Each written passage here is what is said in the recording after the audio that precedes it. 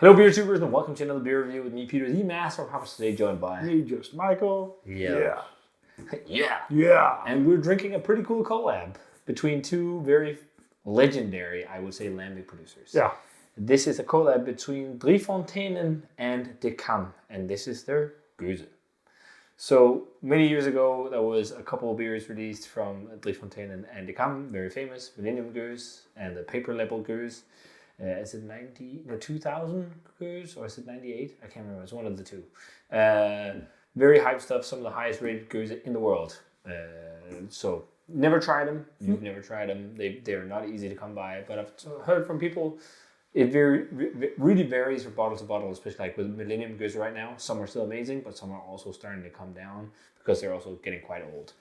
But in terms of the history of the two Lambic producers or blenders, both De Kam and Fonteinen, well, Fonteinen now also being a Lambic brewer, they wanted to do something together again. So they made a collaboration with De Kam, and they made a collaboration with Karel, who's the current man behind De Kam. He was not the founder, but he's the guy who runs it right now, and the blender, and he does everything. As it says on the labels, made by one man.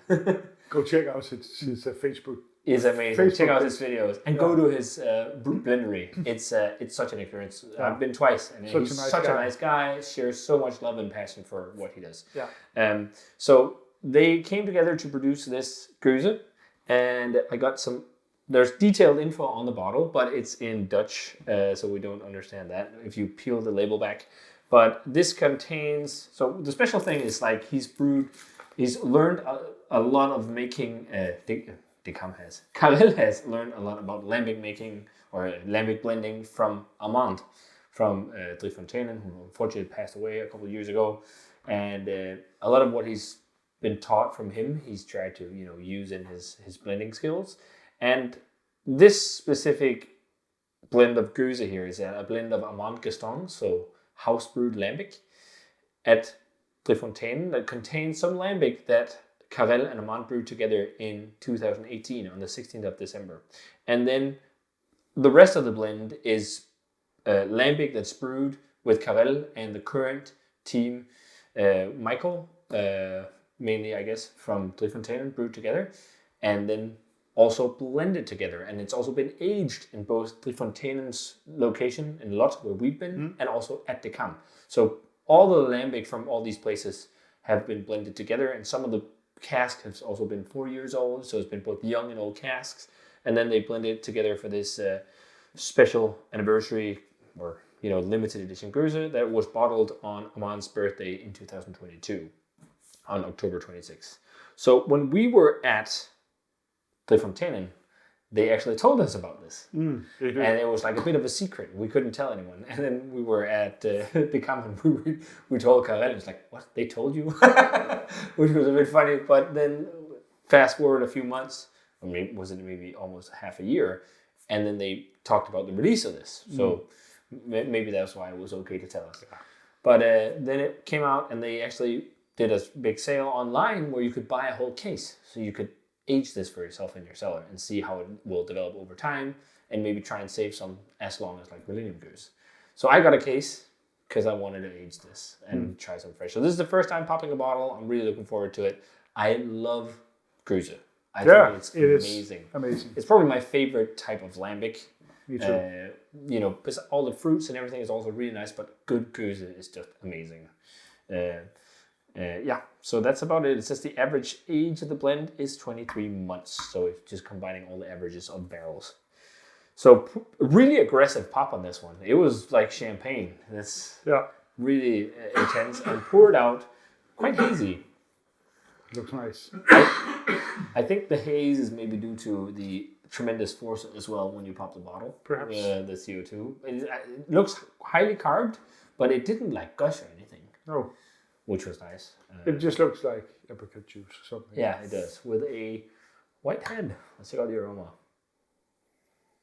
Oh, it smells really nice. Yeah. Very funky, very apricot-y actually. Yeah. Also very lemony and citric, I think. A bit funky. And pithy, definitely funky. You can smell that it's a somewhat young bottle. Crazy funky. No, it's like balanced between funk and like some of like the decam bottles we've had have been like immensely funky. It's not like that intense level of funk, but Also very get vibrant. Musty cellar, and I get some herbs. Yeah, definitely there's some herbiness to it. Stone. I don't know how to. Minerality. Yeah. Like salinity, minerality. When you say stones, it's a weird tasting note, but I totally see what you mean.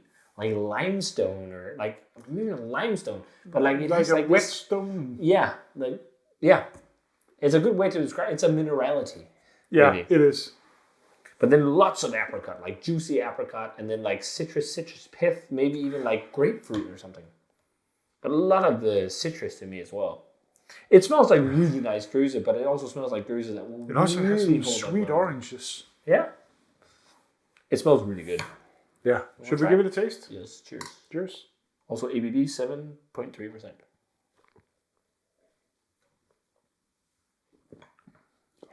Oh. That hit the spot. That is all like that's almost like a glass of champagne. Wow, it's it's so dry. effervescent. It's so bone dry, Yeah. but it's really nice. We just Saturated. a lot of flavor. And not too sour, very balanced sourness. We've been talking about off camera before this, like we were for some reason really sick of sweet today. I don't know if it's because we started the blind tasting with really sweet sherry. But like everything we've had today that's been sweet's been like, it's too sweet. And then now we have this and it's just like, yes. Like that hit the spot. That hits the spot. The minerality on this is really nice. It is like this weird, like stones. Yeah. Like It is really minerally. But it's so balanced and so, it has some bitterness too. yeah, insanely drinkable. Yeah. Lots of fruitiness. Loads of apricot, stone fruit. And citrus pith, almost like oily bitter citrus pith to it, and citrus peels, like a plethora of citrus to me, like orange and lemon, and or like grapefruit, like a lot of different citrus, but not like really sour. It's more like the pith and the brine. Yeah. Also on the back end, the bitterness comes through, and there's some. I also get something, when I describe it as. What is it called? Really nice funkiness as well. Yeah. Oh, let me get that word. Also, there's peppery notes to it, like black pepper, like a black pepper bitterness. Esters. Yeah, so the fruitiness. No, yeah, but I know it's not esters, but there's something that there perhaps is it's the esters in yeast. it. Yeah, the bugs. I mean, there's probably esters in it. There's like esters in most beers.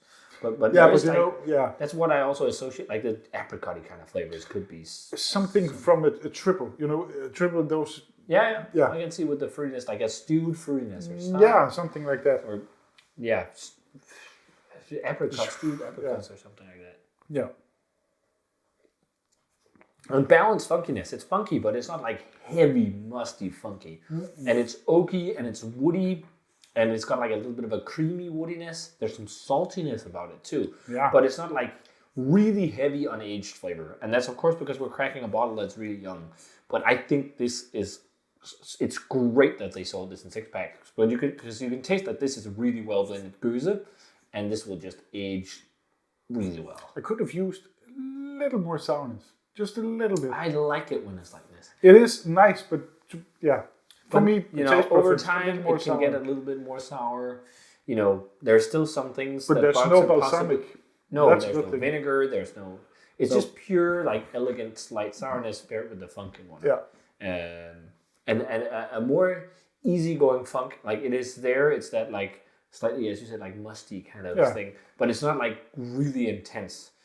And that's because it's a young bottle, but that will improve. But you can feel it's young because it's very sharp. And it's very bright, and it's got like lots of these acidic, tart, snappy fruit flavors.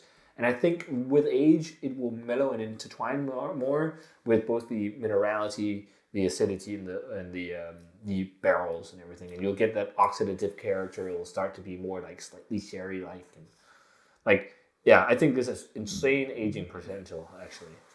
I really like the really great blend.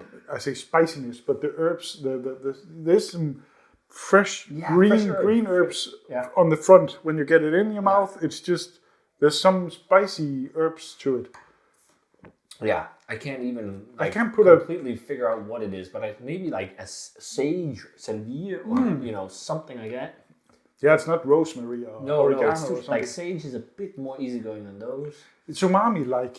Yeah, there's definitely umami to it, which is really nice. Almost like a little bit of a oceanic type flavor. Almost like a little bit like if you ever make... Salt water.